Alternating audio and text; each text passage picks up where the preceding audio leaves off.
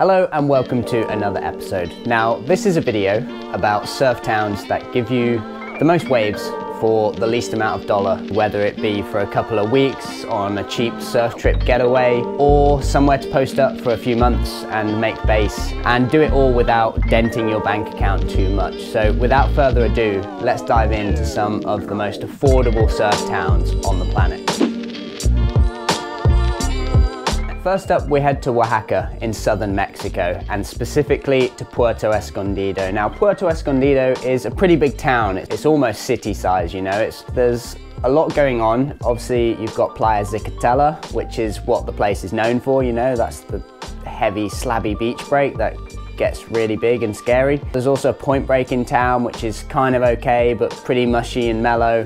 Then there's Carrizalillo, which is like just around the headland, which is like a beginner-friendly little reef left thing. And then the town itself is quite lively. You know, it doesn't just attract surfers. It's very popular with backpackers who are coming to party and, you know, stay in hostels and do the whole Latin America travel thing. And obviously you've got a lot of local people that live there as well, you know. It's a proper town, and when you've got like that little bit of infrastructure, I find you can slip into it really nicely and live quite affordably. Your most expensive thing is going to be rent. So if you're there for long term, like as in a few months, it would definitely be a good idea to get on Airbnb or something like that and try and get a long-term rental. If you're on a shorter trip, check out Hostel World and Booking.com. You know, you can find hostel rooms here for like $10 to $20 per night. It's real cheap. Hotel rooms are going to be a bit more expensive, sort of in that $30 to $50 range per night. And the good thing about Puerto as well is if, you know, you can stay at either Zicatela or La Punta and you don't really need a car to get around. In those sort of zones, you've kind of got everything that you need like right there and then. If you're after hollow barrels, stay at Zicatela. If you're after something more mellow, stay either at Centro and Surf Carrizalillo or probably down at La Punta would be best. So this is a bit of an overview of your living costs for a week in Puerto Escondido. Obviously you can spend a little bit more than that, and you can probably skimp out and do it for a bit less as well. Next up, sticking with our Latin American theme so far, we are heading to Ecuador and to Montañita. Montañita is Ecuador's most famous surf town, and although it is a little bit tacky, it is a really cheap place to be, and that goes for the whole of Ecuador. But I found Montañita's quite a good base because you've got pretty consistent waves out the front. You've got like a long beachy, and then there's a right-hand point at the northern end of that beach. A few other waves in the vicinity that you can head off to. You know, it's also not that far from Guayaquil as well. It's just a couple of hours, so it's pretty easy to get to. And then you've got everything you need right there in the little town. There's not much to it, to be honest. There's sort of just a few crisscross streets with all the bars and hostels and accommodations on. It's a bit of a party town, so it's super lively. There's a lot going on, like, you know, the music's blasting for most of the night. So if you're into that kind of thing, it's probably quite a good place to go and like party, meet people and get waves. But when I was there, I just stayed like a little bit outside of the main town. Yeah, I was doing a food shop and spending sort of like $50, $60 per week on food, just eating real basic stuff, you know. I had my own coffee, just make pasta or rice dishes like for lunch and dinner. And then to get around, didn't really need to go anywhere, so I just walked between my accommodation, the surf and town, and just went between the three of them. I didn't need to spend any money on, you know, going up and down the coast really. So yeah, if you're looking for somewhere to definitely get a few fun waves, being an interesting little place, you know, you might want to not stay there the whole time whilst you're in Ecuador because there's so much other places to go and check out, but it's definitely a good base or a good starting point. Next we head to Sri Lanka. Now, while Sri Lanka is definitely crept up in its prices over the years, you know, it's become more and more popular, it's still a place where if you're careful and if you try, you can make it cheap. If you hunt out the cheap places to eat, you know, and find good deals on your accommodation, you can still live there really cheap. You know, you can find your own room for sort of $30 per night. I know there's a few hostels in town that I haven't stayed at myself, so if you're on a really tight budget, you can stay in one of them. I found there's a big difference between eating at the Western places and at like the local places in Sri Lanka in general, not just Aragon Bay. You know, you tend to be drawn to those Western places that are a lot more expensive, but when you go to the real local place and get like a dal curry, it's really filling and really cheap. And yeah, Aragon's kind of, it's not really like a clustered town. It's like just one long street and everything's like run along it. So wherever you stay on there, you'll be able to walk out to like the main point in Aragon. You've got the main point. It's not a hectic or powerful wave. It's pretty easy to surf. But with that, obviously, comes the crowds. And then you've got Baby Point as well on the inside of like the main point, which is really fun, like for beginners. It's a really like cruisy little wave. And there are other waves that I'll let you go off and find for yourself. The only annoying thing with Aragon is that the transfer from Colombo to town is like $100 to $150 each way. But yeah, once you're in Aragon Bay, you can live pretty cheap. Back to Central America, and this time to Guatemala and El Paredon. Now, El Paredon is a super sleepy surf town. Seriously, there's like nothing going on here. It's a really small place. You basically come here to surf and chill and not a lot else really. Because of that, it's a really affordable place to be because you're not spending money on going out and doing all these excursions and activities. That there isn't any of that. So all you're doing is surfing and eating and repeating basically. So if that sounds like you, it's definitely a cool place to be. In El Paredon, there's just basically a massive long stretch of black sand beach. It stretches as far as you can see in both directions. So although sometimes right out the front where all the accommodations are can be pretty crowded, you just walk up the beach and you find peaks to yourself. And although it is small and there's not much going on, there is some really nice hostels actually in El Paredon. And I stayed in a cool one called Mellow Hostel. There's a few others as well. I'll leave links to some of the best like hostels and cheaper accommodation down in the description. So yeah, and then just sort of among that, there's basically a few sandy streets with the hostels on, accommodations, and you know, a few little restaurants and like tiendas, which is a small supermarket. To be honest, Guatemala's cheap enough that you can eat for sort of $5 per meal, less in some cases. And you're probably gonna even spend less money than you would in somewhere like Montanita because there's way less there. And you're just gonna be surfing, eating and sleeping. Next to Popoyo in southern Nicaragua. Now Popoyo is Nicaragua's like main surf town, so it does get busy, but that said, there are a lot of waves there as well. It's really, really consistent. It's offshore for like 300 days per year. And although like the main waves are pretty crowded, there's like enough swell to sort of spread it out a bit and you can kind of always get waves. And again, like El Paredon, there's not that much to do there apart from surfing. So you're either surfing or chilling, which is, you know, it might get boring after a while, but if you're purely after waves, it's definitely a safe bet to head to. You know, you've got the Peak, which is like this A-frame reef with like a long left and a shorter punchy right. Playa Santana, Playa Colorado, which hollow like beaches.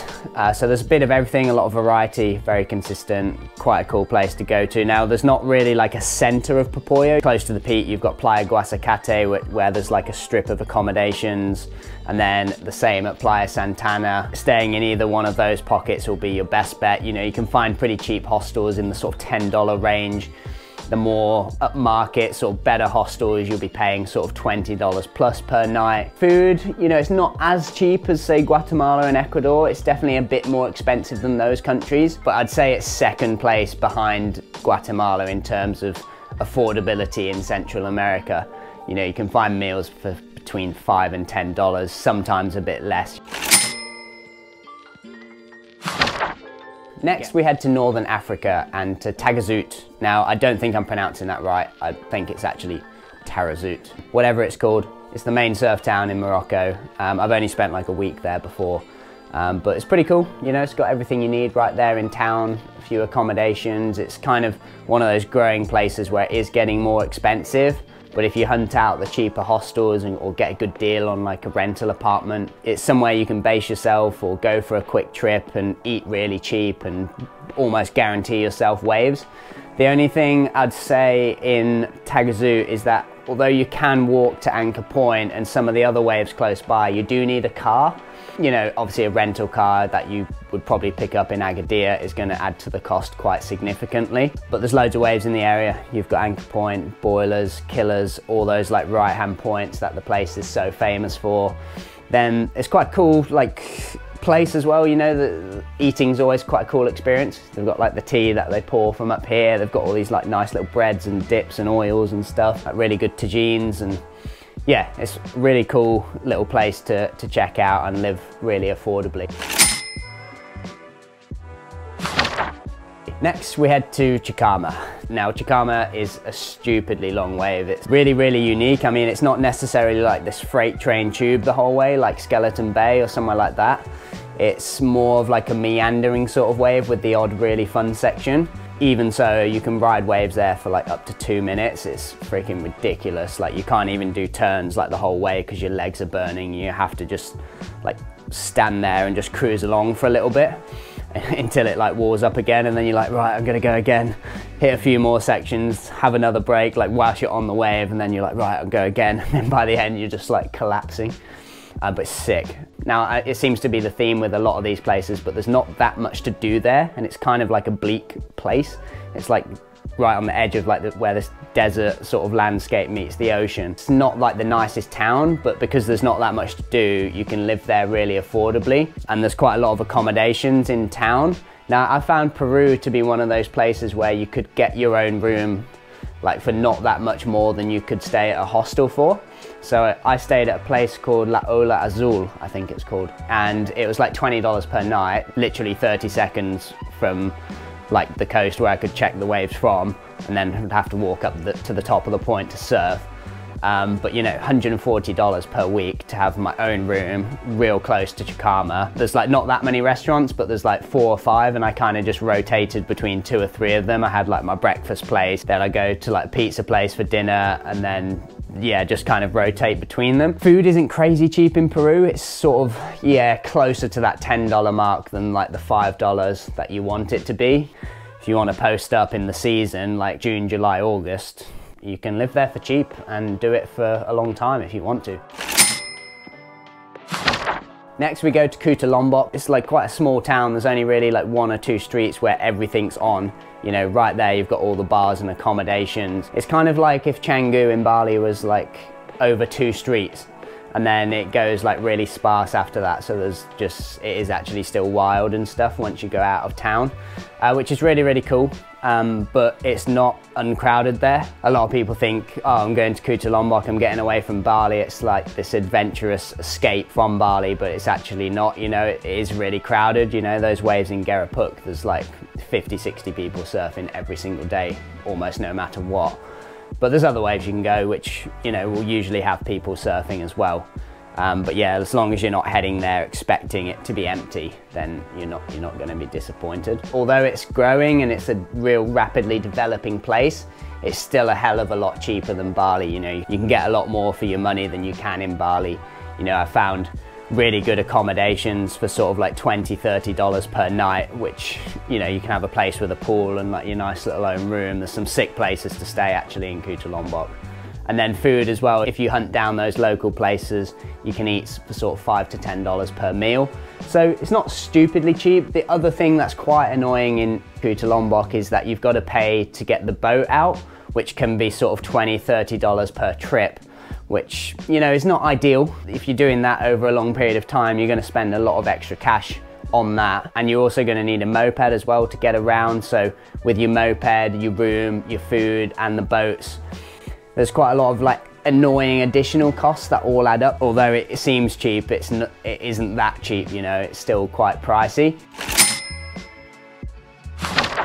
Lastly, we head to the Philippines and to Siargao, and this is the only place on our list that I haven't actually been to. So I'm just basically guessing here, but based off the little research that I've done on the place, seems like quite an affordable place to be. I guess it is one of those places now that is really famous, so it is a lot more expensive than it used to be. Obviously right there you've got Cloud 9, which is the main wave in the area, you know, that hollow sort of slabby bright, and then there's a few other waves in the vicinity as well that you can surf. But from what I can see online, you can still find rooms pretty cheap, you can still eat quite cheap, people are pretty friendly, it's quite a cool little place to hang out. So please let me know about Siargao. I'll be interested to find out more information because it's definitely on the hit list. So yeah, they're some of my picks for surf towns that you can head to and not spend that much money. You know, whether you're on a real cheap getaway for a couple of weeks or you're looking for a base for a few months, these are some great options in different parts of the world. I've been to all of them apart from Siargao, and please don't take this info too literally. This is just based on my experience.